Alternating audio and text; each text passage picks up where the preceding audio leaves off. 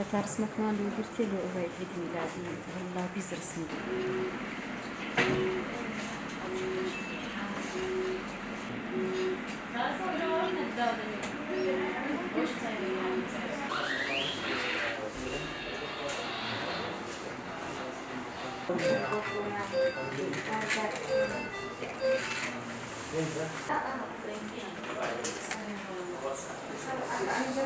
ایتی پوی ون هات برنامج تکی زور ضروره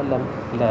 استعداد لو سببانی که اما توجد بین أو مالتي دراج ريستانت له كاري جنجية فعلا يعني بكتيريا كان تجي زور بي انتيبيوتيك كان كارناك على سري كانت بكتيريا كي زور بقوة ماله درسته هيك له هو كاري ترك جنجوا أكاد احتمال زور فيروسك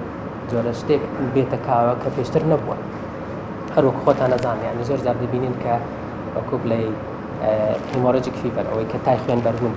تاخوين بربون زور زار لخونا باراستني أو كسانة يعني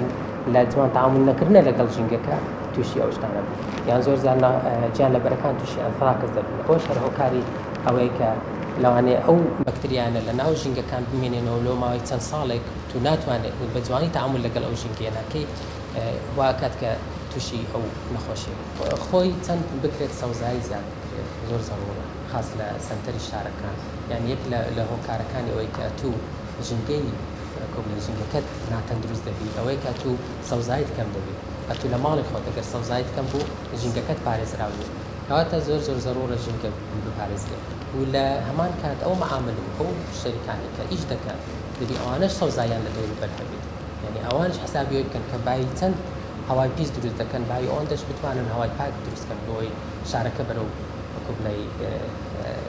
خنكاني كنروات توك أوانا وكوب باسم كرد يعني شرطني إلى وكاري وي بس شير بنزل دروز كان وكاري وي كفيروس وبكتيريا كان زيادة كا يعني وكسيجر لبوماوي شير بنزل بتوشي نخوش شي فيروس يعني بكتيريا يدبي نتيجة أو كشف هواي بيز كاتيك العراق درا عندك تانكي كان